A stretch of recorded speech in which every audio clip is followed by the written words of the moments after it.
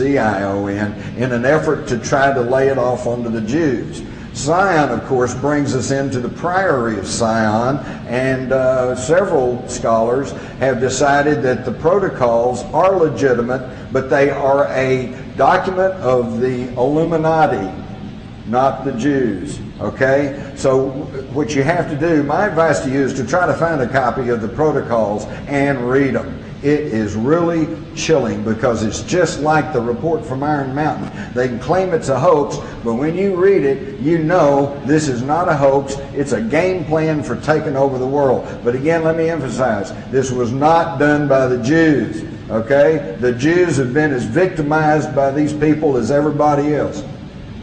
Yeah, I have one correction on your timeline. You said Eisenhower and Dulles got us into the Vietnam War. Eisenhower kept us out of Dien Bien Phu when the French were trying to get us into the war. He stated that it's the wrong war, the wrong place, at the wrong time. The guy who got us into the war was JFK. Well, I would disagree with you on that, although what you said essentially is correct. The reason that they didn't want to go in with the French is because they didn't want the French in there.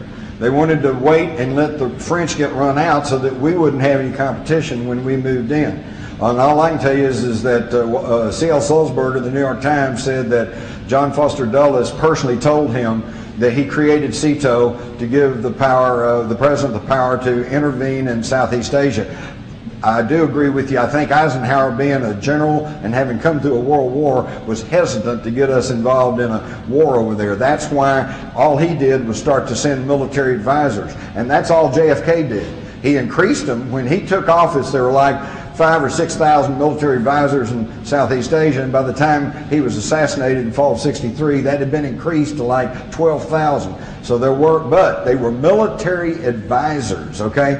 And yes, they went out on patrols, and yes, if they got in a firefight, they would shoot back to defend themselves, but it was only Lyndon Johnson that put ground combat troops in Vietnam and ordered up Rolling Thunder, and that's when the war really got underway. Yeah.